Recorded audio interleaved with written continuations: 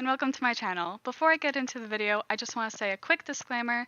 These are obviously all my opinions, and I'm not trying to say that any others' opinions are lesser than my own. You are entitled to your own thoughts. With that being said, let's get into it. Group positions, besides the visual, matter. Positions, such as main vocal, lead dancer, etc., serve the purpose of aiding new fans when they are getting to know a group. They exist because they allow the fans to easily connect the dots between who an idol is and what they contribute to their group's music or choreography. These roles also help the idols in their rookie days in easily identifying their strengths. And when they are well established in their roles, the idols are then able to surprise the fans with their other talents. However, the visual role, at least to me, doesn't seem to serve any real purpose to the group. It seems to sometimes be a cop-out whenever an idol isn't skilled enough to be appointed the role of a main or a lead. The visual role is purely there for the purpose of exploiting a pretty face. However, line distribution does not matter. Hear me out.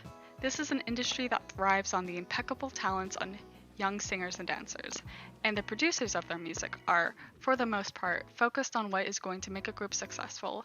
They are going to capitalize on whichever member is going to fit the song the best and who is going to bring in the most attention. No matter what the fans do, it is ultimately up to the producer's discretion on line distribution. A good example of this is Soyeon from Idol. She produces the music, so it makes sense that she would choose whoever fit the lines the best. And while each idol should get their own time to shine, shoehorning someone into a part of a song when they aren't the best for the part can be equated to giving out participation ribbons at the science fair. At least, that's my opinion.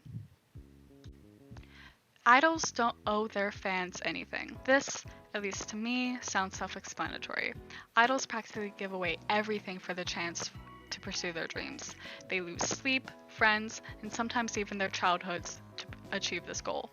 After doing so, to have fans demanding for them to give up what little privacy they have left to satisfy those fans' wishes just seems so scummy to me. Idols are people too, and, hopefully, you wouldn't go up to a random person and demand to know every bit about their private lives. So, why are you doing it to these people? Additionally, it is the job of the fans to enjoy their favorite group's music, not to insist that they change their sound so that they become their favorite group. Each group is entitled to have their own concept and shouldn't have to conform to the wishes of others. For example, there's the claim that Stray Kids puts out quote-unquote noise music and that they should change their sound to appeal to a different audience. They do not owe it to us to change. 17's new sound does not suit them. Don't get me wrong, I was a big fan of 17 before their Getting Closer era. And while I'm not saying that they should go back to their previous sound, that would honestly be hypercritical of me, I am just stating that this new style does not suit them very well. In my experience, it appears to be more focused on the drops and heavy synths that seem to be more popular these days, as opposed to providing a nice backing to the heavenly vocals that made me love them. This synth-focused sound, in my opinion, drowns out their voices and doesn't allow them to shine in the way they used to. I understand that every group evolves. However, this evolution just doesn't seem to be the most advantageous for them. I feel like when they moved on to the Getting Closer era, they lost a significant portion of their fans. Momoland is no longer copying Boom Boom. On a lot of these unpopular K-pop opinion videos I've seen, people always seem to say that Momoland is still stuck in the pattern of attempting to recreate the success of their hit song Boom Boom. However, I believe this not to be true. It's been 2 years since the song has come out, and Momoland have simply evolved from it. Yes, their style of music has remained the same since the Boom Boom era, but with each new comeback, they're trying something new with their sound. It's the same situation as G-Friend, who often gets flack for the same thing. Momoland have found their stylistic niche in the market. Their release of Thumbs Up, a song quite different from Boom Boom while still maintaining the genre, only cements my opinion that they have simply moved on. NCT is getting boring as a concept. Listen, I love NCT's music and its members as much as the next K-pop stan. However, I believe that SM was a little bit too ambitious with the plan to have a never-ending boy group. It started off fun, with the idea that there would be new members and new concepts to enjoy as the years past debut went on. But just a few years down the line, it feels like nearly everything went down the drain as SM realized that NCT's concept could be seen as too intimidating for new listeners. Sure, there are still multiple groups within the umbrella of NCT, but these groups mostly don't interact, save for the few members who are in multiple subunits. To put it simply, NCT's concept has been nothing short of a bore, since that all excitement that came with learning about a new member has now become a chore. However, their songs are still legendary, so I have to give them that. Blackpink shouldn't be as popular as they are. So, please don't kill me, but in my opinion, Blackpink shouldn't be one of the big 3 girl groups with only 13 songs. Don't get me wrong, each one of those 13 songs absolutely slaps in their own sense.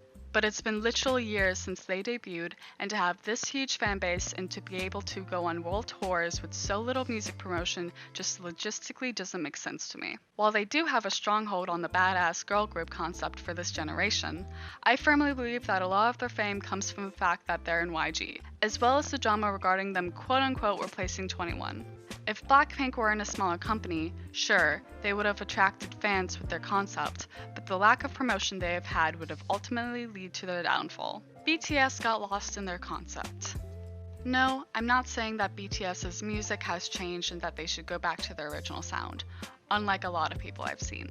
I'm specifically speaking about their storyline and how it seems that they've put too much of a focus on it in their music videos. It used to be something that fans could either choose to partake in or opt out of. Their music videos used to not rely on a fan's extensive knowledge of the timeline to enjoy, rather it was almost like a special treat for those who wish to invest their time in it.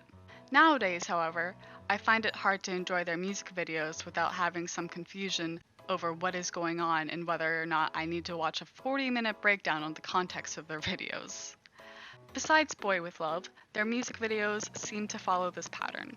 Additionally, and I'm specifically referencing the music video for On right now, I believe that BTS have gotten too caught up in trying to put symbolism into every nook and cranny of their videos, with the references to Maze Runner, Noah's Ark, their own storyline, and Bird Box.